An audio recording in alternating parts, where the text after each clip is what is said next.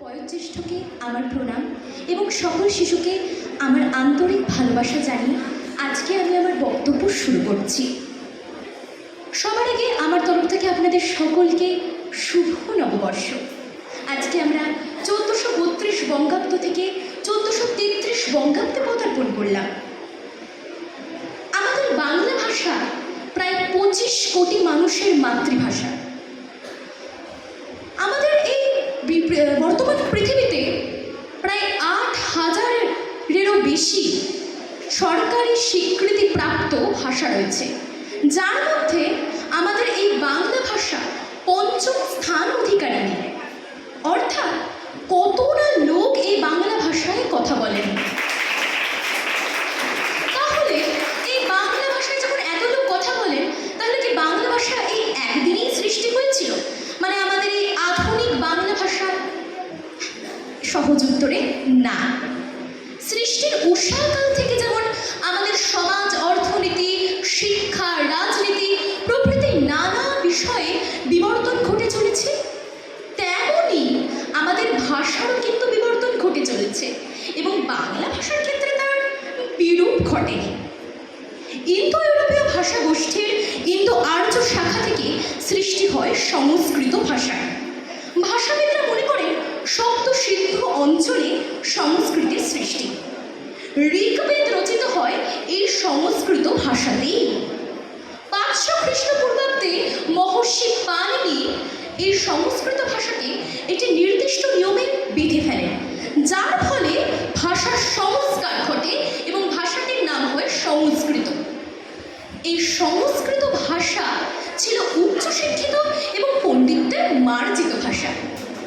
পরবর্তীকালে ধীরে ধীরে এই সংস্কৃত ভাষার ব্যাকরণগুলি লোকমুখে সহজ হয় সাধারণ জনগণদের সুবিধার্থে এবং ধীরে ধীরে সৃষ্টি হয় প্রাকৃত ভাষা। প্রাকৃত কথাটি এসেছে প্রকৃত থেকে, প্রকৃত কথাটি থেকে। অর্থাৎ প্রাকৃত ভাষাই ছিল জনগণের প্রকৃত ভাষা। পরবর্তীকালে এই প্রাকৃত ভাষার অপভ্রংশ ও অপহট্যের মধ্যে দিয়ে ধীরে ধীরে সৃষ্টি হয় প্রাচীন বাংলা ভাষার। এই প্রাচীন বাংলা ভাষার অন্যতম এবং বলতে গেলে একমাত্র উপাদান ছিল চর্যাপদ। সবার আগে বলে রাখি, কোনো একটি ভাষা যেমন তার ব্যাকরণের জন্য সমৃদ্ধ হয়, তেমনই কোনো একটি ভাষার সমৃদ্ধি ঘটে সেই ভাষার ব্যবহারকারী এবং সেই ভাষার সাহিত্যের উপরে। এবং কোনো একটি ভাষার সমৃদ্ধি নির্ভর করছে তাদেরই উপর। 1907 সালে পণ্ডিত হরপ্রসাদ শাস্ত্রী নেপালের রাজদরবারের গ্রন্থাগার থেকে চর্যাপদ উদ্ধার করেন। আনুমানিক 8ম থেকে দ্বাদশ শতকের মধ্যে চর্যাপদ রচিত হয়। চর্যাপদে মোট 24 জন কবির উল্লেখ পাওয়া যায়, যার মধ্যে লুই পা, সবর পা, কান্ন পা ইত্যাদিরা হলেন বিখ্যাত। এই চর্যাপদের ভাষা ছিল শান্ত ভাষা বা গুপ্ত ভাষা। এই চর্যাপদের ভাষাটি প্রাচীন ভাষার স্বীকৃতি দেওয়া হয়। এই চর্যাপদের কবিরা ছিলেন মূলত বৌদ্ধ সিদ্ধাচার্য। চর্যাপদের বিখ্যাত বাক্য হল চর্যাচর্য বিনিশ্চয় করিও বুঝকু। এই বাক্যটির মধ্যে দিয়ে কবি বোঝাতে চাইছেন সঠিক ও ভুল নির্বাচন করিয়া তারপরেই আমরা সাধনাতে নামতে পারি বা সাধনাতে নামা উচিত। চর্যাপদের পর বেশ কিছুকাল বাংলা সাহিত্যে কোনো নিদর্শন দেখা যায়নি, কারণ তখন ঘটে তুর্কি আক্রমণ অর্থাৎ 1200 খ্রিস্টাব্দ এবং শুরু হয় অন্ধকারের যুগ। এরপরে শুরু হয় বাংলার মধ্যযুগ অর্থাৎ বাংলা সাহিত্যের মধ্যযুগ। বাংলা সাহিত্যে এই মধ্যযুগে রচিত হয় মঙ্গল কাব্য। মনসা মঙ্গলের সর্বদের দেবী মা মনসা সম্পর্কে গুণকীর্তন করা হয়। অন্যতম কবি বিপ্রদাস পিপিলাই ও কেতকা দাস ক্ষেমানন্দ। চণ্ডী মঙ্গলে বর্ণিত হয় দেবী চণ্ডীর মাহাত্ম্য। অন্যতম কবি মুকুন্দরাম চক্রবর্তী ও কবি কিঙ্কর মুকুন্দরাম।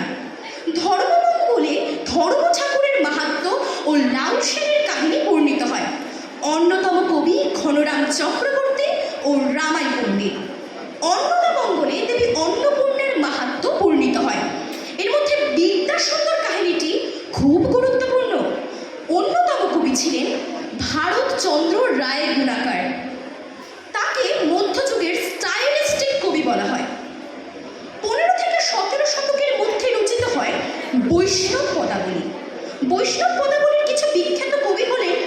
বড়ুচণ্ডী দাস, বিদ্যাপতি, জ্ঞানদাস ও গোবিন্দ দাস।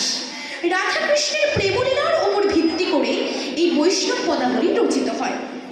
বৈষ্ণব পদাবলীকে শ্রী চৈতন্যদেব কীর্তনের মাধ্যমে জনগণের মধ্যে প্রচার করেন।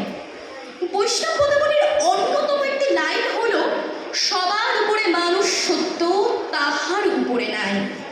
এছাড়াও বৈষ্ণব পদাবলীর আরেকটি লাইন হল, কি কহিব সখী আনন্দ মোর। এই পংক্তির মাধ্যমে রাধা তার সখীদের কাছে তার মনের আবেগ বর্ণনা করছেন। বাংলা সাহিত্যের মধ্যযুগে 1400 থেকে 1700 শতকের মধ্যে বিকাশ ঘটে অনুবাদ সাহিত্যের। রামায়ণের অনুবাদ করে কৃত্তিবাস ওঝা। কৃত্তিবাসের রামায়ণ খুব জনপ্রিয়তা লাভ করে। মহাভারত অনুবাদ করেন কাশীরাম দাস। মালাধর বসু ভাগবত পুরাণ অনুবাদ করেন। বাংলা সাহিত্যের মধ্যযুগের অন্যতম বৈশিষ্ট্য হল ভক্তিভাব ও ধর্মকেন্দ্রিক চিন্তাভাবনা। মধ্যযুগের পর আসে বাংলা সাহিত্যে আধুনিক যুগ। আধুনিক যুগের চিন্তাভাবনা ছিল যুক্তিবাদী ও বিজ্ঞান মনস্ক।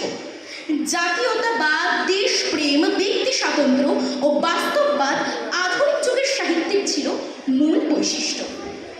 আধুনিক যুগে বিকাশ ঘটে রবীন্দ্রনাথ ঠাকুর, বঙ্কিমচন্দ্র, শরৎচন্দ্র, সুকান্ত, মাইকেল মধুসূদন দত্ত, জীবনানন্দ দাশ, কাজী নজরুল ইসলাম, প্রেমেন্দ্র মিত্র, সুনীল গঙ্গোপাধ্যায়, অমিয় চক্রবর্তী, শক্তি চট্টোপাধ্যায়, নীরেন্দ্রনাথ চক্রবর্তী, শঙ্খ ঘোষ, জয় গোস্বামী, সুভাষ মুখোপাধ্যায়, জসিম উদ্দিনের মতো বিভিন্ন প্রতিভাধর কবিদের।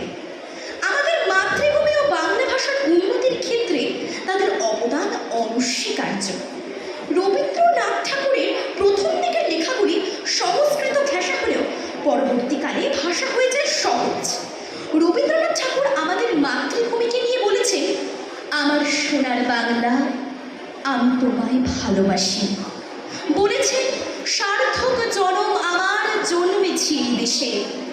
জসিম উদ্দিন আমাদের মাতৃভূমিকে নিয়ে বলেছেন, আমাদের এদেশ সজল শ্যামলে বিনয় বচনে ভরা। জীবনানন্দ দাশ বলেছেন, বাংলার মুখ আমি দেখিয়াছি, তাই পৃথিবীর রূপ খুঁজিতে যাই না আর। মাইকেল মধুসূদন দত্ত লিখেছেন, হে বঙ্গ, ভাণ্ডারে তব বিবিধ রতন, তা সবে অবোধ আমি অবহেলা করি। পরধন লোভে মত্ত করিল ভ্রমণ, পরদেশে ভিক্ষাবৃত্তি কুক্ষণে আচরি, কাটাইল বহুদিন সুখ করি করি। সুকান্ত ভট্টাচার্য বাংলার মানুষ, জীবন, সংগ্রাম ও ভবিষ্যৎকে তুলে ধরেছেন নিজের কবিতায়। কিন্তু দুর্ভাগ্যবশত সুকান্ত ভট্টাচার্য বেশি দিন জীবিত ছিলেন না। জীবিত থাকলে তিনি হয়তো আরও বেশ কিছু কীর্তি রেখে যেতেন এই ধরায়। আমার হাতে আজ বেশি সময় নেই। আমার হাতে সময় আজ সীমিত ও অন্যদেরও বলার সুযোগ দিতে হবে। তাই আমি বেশি বিস্তারে আর কিছু বলবো না। আবার বলি, কোনো ভাষার সমৃদ্ধি যেমন সেই ভাষার সাহিত্যের উপর নির্ভরশীল, তেমনি নির্ভরশীল সেই ভাষার ব্যবহারকারীদের ওপর। আজ নববর্ষের সূচনায় আমি একটি কথাই বলবো, এসো হে বৈশাখ, এসো এসো। তাপস নিঃশ্বাস বায়ে, মুমুর সুরের দাও উড়ায়, বৎসরের আবর্জনা দূর হয়ে যাক। যাক পুরাতন স্মৃতি, যাক ভুলে যাওয়া গীতি, অশ্রু বাষ্প সুদূরে মিলাক। মুছে যাক গ্লানি, ঘুচে যাক জড়া, অগ্নি স্নানে সূচি হোক ধরা। রসের আবেশ রাশি শুষ্ক করে দাও আসি, আনো আলো, আনো তব প্রলয়ের শাঁখ। মায়ার গুচ্ছটিকা জাল যাক, দূরে যাক। ধন্যবাদ।